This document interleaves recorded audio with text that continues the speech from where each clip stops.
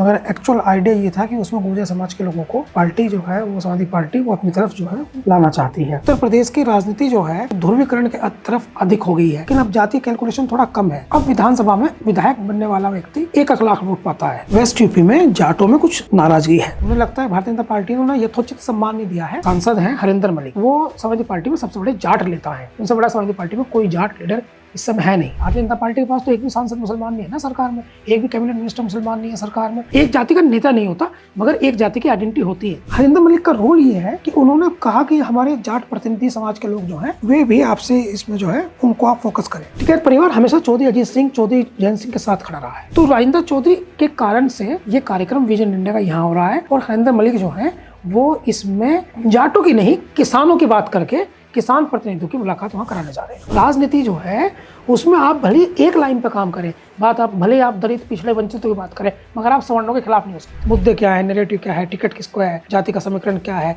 स्थानीय स्तर पर क्या चल रहा है। नमस्कार, बहुत स्वागत है आपका। आप देख रहे हैं इनकलाब हिंदी और मैं हूं आपके साथ माहिम खान। हम फिर मौजूद हैं अपने शो एक्सप्लेनर के साथ और आज का हमारा जो विषय है वो ये है कि पहले अखिलेश यादव ने दादरी में एक रैली करी गुर्जरों को साधने के लिए और अब वो दिखाई दे रहे हैं कि पश्चिम यूपी में वो जाटों से बातचीत करने जा रहे हैं। गाजियाबाद में एक कार्यक्रम भी आयोजित होने वाला है जहां पे वो जाटों के प्रतिनिधियों से बातचीत करेंगे। क्यों ऐसा होने वाला है, क्या इसकी जरूरत पड़ी है, यही सब समझने के लिए आज मैं मौजूद हूँ यहाँ पर और मेरे पास कुछ सवाल है जो मैं आज करूंगी। सर, मेरा पहला सवाल है कि ये किस तरह की पंचायत है और क्या संभावना है, इसमें क्या बात होने जा रही है, इसके पीछे भूमिका किसकी है? देखिए, ये मैं माहिम आपको बताऊं कि अभी कुछ दिन पहले दादरी में जो है एक समाजवादी समानता अधिकार रैली करके एक रैली हुई थी। हालांकि वो रैली जो है उसका नाम ये दिया गया था कि वो सामाजिक समानता अधिकार रैली है, मगर एक्चुअल आइडिया ये था कि उसमें गुर्जर समाज के लोगों को पार्टी जो है वो समाजवादी पार्टी वो अपनी तरफ जो है लाना चाहती है। उसका कारण यह है कि पश्चिम उत्तर प्रदेश में इस समय उनको ऐसा लगता है कि उनको एक प्लस वोट बैंक के लिए एक आधारभूत की जरूरत है। क्योंकि हमने देखा पूरे मुलायम सिंह यादव जी जब मुख्यमंत्री रहे हों तब, या उसके बाद में मायावती जी, या बाद में अखिलेश यादव, या अभी योगी आदित्यनाथ जी, तो पश्चिम उत्तर प्रदेश की भूमिका हमेशा महत्वपूर्ण रहती है। खासकर मुलायम सिंह जी जब मुख्यमंत्री रहते थे तो किसी न किसी से गठजोड़ करते थे, खासकर चौधरी अजीत सिंह से करते थे। तो अब पहली बार ऐसी परिस्थिति पैदा हो रही है कि चूँकि उत्तर प्रदेश की राजनीति जो है वो ध्रुवीकरण के तरफ अधिक हो गई है।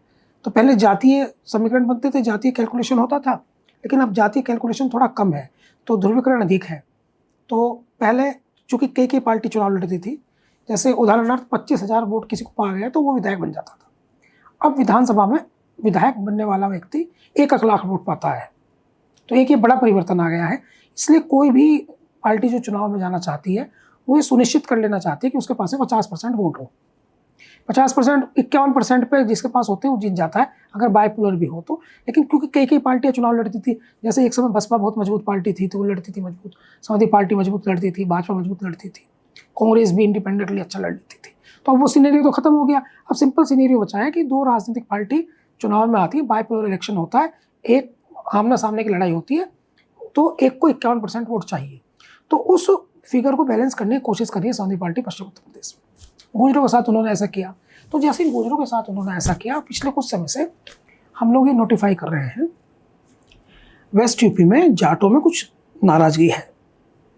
खासकर सरधना में कई पंचायतें, उनको एक जाट संसद हुई जिसमें पंजाब के मुख्यमंत्री भी आए, हनुमान बेनीवाल भी जिसमें आए, मेंबर ऑफ पार्लियामेंट जो है। तो कुछ नाराजगी है। तो चूंकि जो राजनीति करता है, नेता होता है, वो नोटिफाई करता है, वो देखता है कि भाई क्या हो रहा है। तो इस बात को नोटिफाई किया समाजवादी पार्टी ने भी। उन्हें लगा कि हम बेवजह अगर हम ये मान लें कि जाट हमें नहीं मिल रहा, ट्राई करके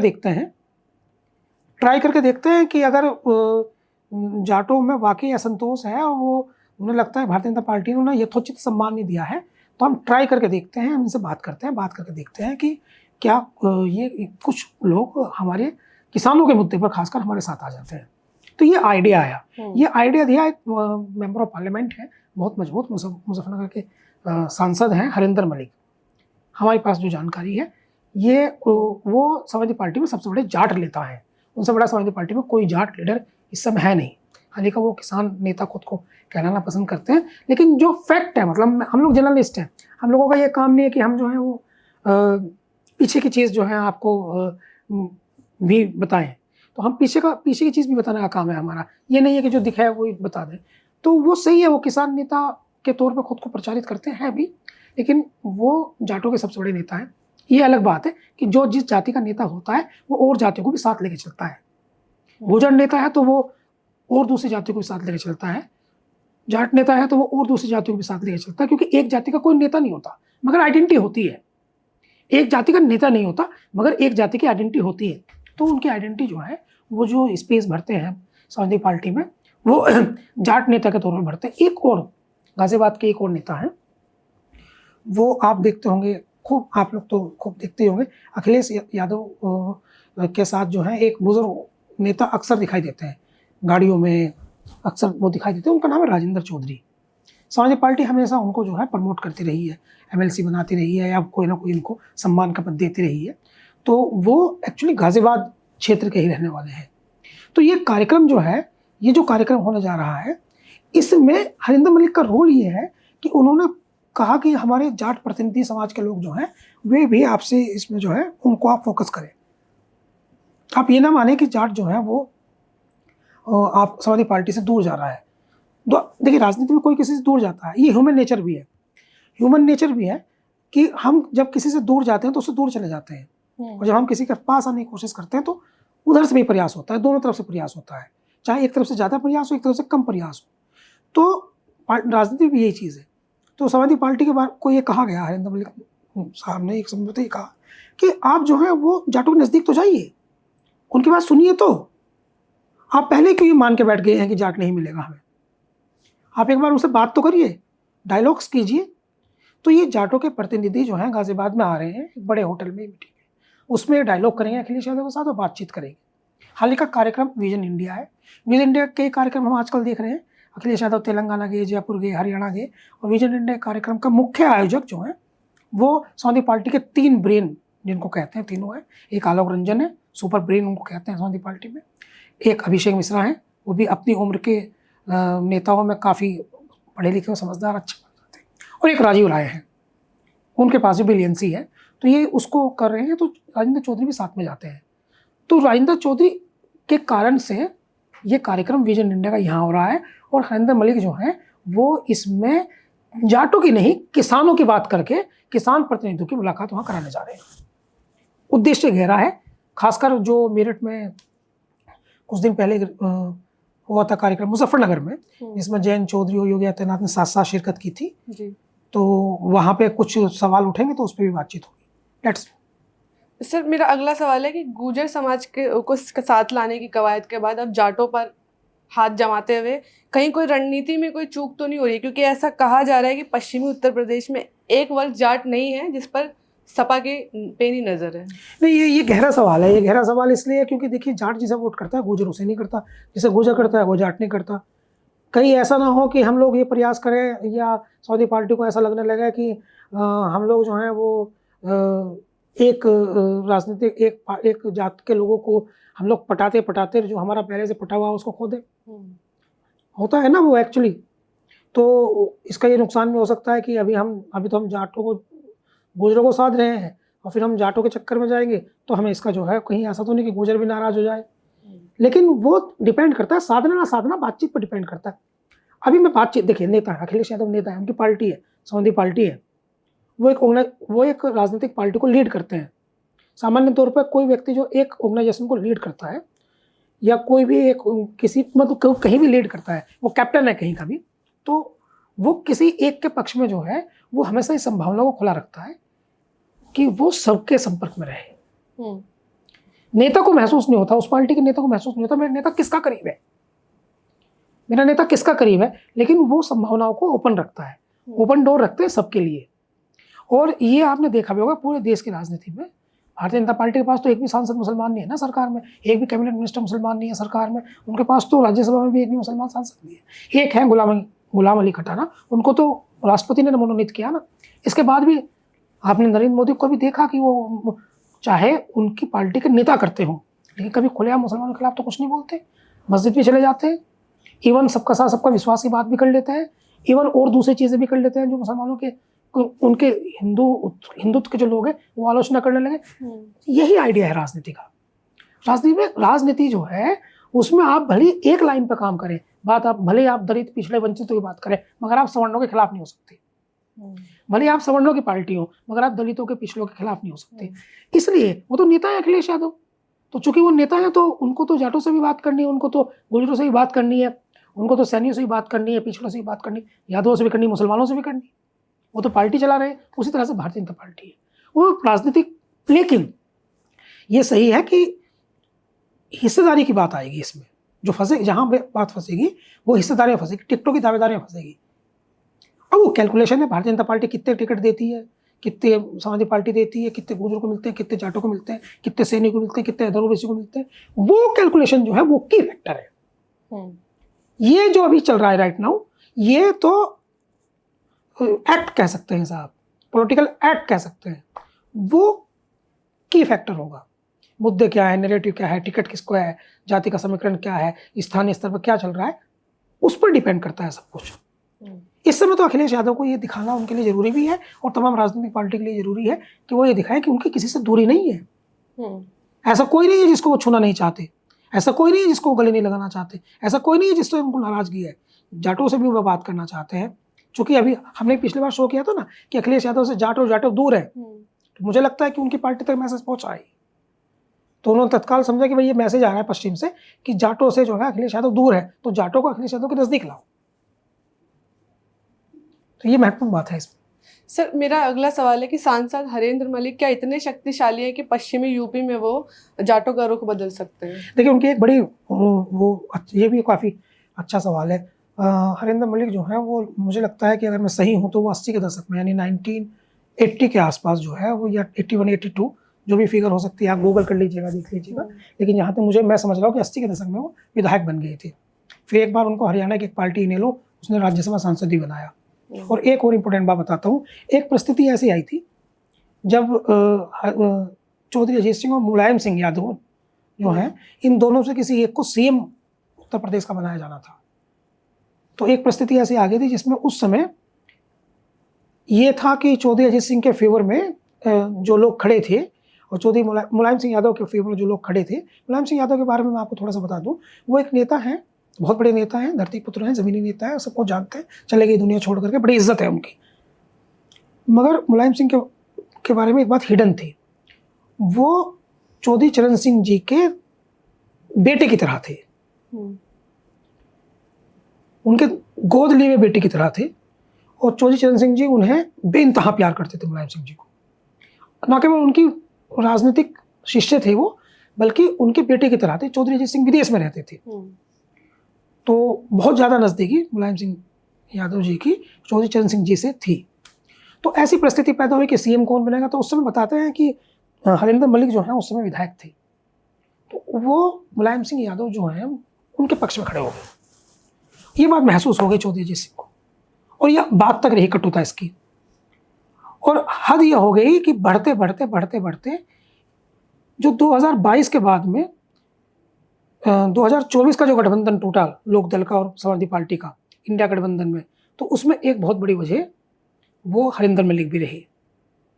बहुत कवायद चली, जयंत जो हैं वो अपना वर्चस्व पश्चिम उत्तर प्रदेश की राजनीति में, जाट राजनीति में चाहते हैं, और हरेंद्र मलिक जो हैं वो उसमें रोड़ा है। इसलिए भी कि चौधरी अजीत सिंह जो चौधरी जयंत के फादर हैं, दुनिया छोड़ के चले गए, उनको चुनाव में संजीव बालियान ने हराया और हरेंद्र मलिक ने संजीव बालियान को हराया। और उनके बेटे चौधरी हरेंद्र सिंह के बेटे पंकज मलिक इकलौते ऐसे नेता हैं जो 3 विधानसभा से विधायक हैं, और एक मात्र नेता वही है पश्चिम उत्तर प्रदेश में जो जाटों के किसी भी घेर में, जैसे भाषा होती है, किसी भी घेर में जाकर के अपना पलंग बिछाकर, खाट बिछाकर बैठ सकते हैं और 4 लोग आकर के उनसे बात करेंगे, उन्हें इज्जत देंगे। मतलब उन्होंने ये अर्जित किया है अपनी राजनीति में कि अपने दुश्मन नहीं बनाए हैं। तो ये उनकी वैल्यू है। तो वैल्यू तो उनकी है, और ये भी समझा जा रहा है कि भाई वो राष्ट्रीय महासचिव है पार्टी में, मेंबर ऑफ पार्लियामेंट हैं, लोकसभा में अब इस समय है, राज्यसभा में पहले रहे, बेटे उनके 3 बार के विधायक हैं, तो पावरफुल नेता तो वो हैं। और जाटों में वो एक मैसेज देने में तो कामयाब हो सकते हैं। बहुत बड़ा असर तो नहीं, लेकिन जो लोकदल के जाने से नुकसान हुआ है उसे काफ़ी हद तक वो कम कर सकते हैं। सर क्या ये खबर सही है कि बीजेपी को लेकर जाटों के कुछ नेताओं में नाराजगी है, जैसे संजीव बालियान, मोहित बेनीवाल या भूपेंद्र चौधरी? हाँ, नाराजगी तो है, ऑब्वियसली है। देखो भाई, भूपेंद्र चौधरी प्रदेश अध्यक्ष थे भारतीय जनता पार्टी के। उस समय ये था कि इनको हटाया जाएगा तो संजीव बालियान को बनाया जा सकता है या किसी को बनाया जा सकता है, लेकिन नहीं, वो पंकज वर्मा को बनाया उन्होंने। तो वो कुर्मी समुदाय से आते हैं, तो राजनीति चलती है इसी तरह से। पूर्वांचल को उन्होंने कॉन्सेंट्रेट किया। उसके बाद संजीव बालियान जो है, उनका बड़ा रुतबा हुआ था पश्चिम उत्तर प्रदेश की राजनीति में। वो धीरे धीरे खत्म हो गया, अब उनका बहुत ज़्यादा असर कहीं दिखाई नहीं दे रहा।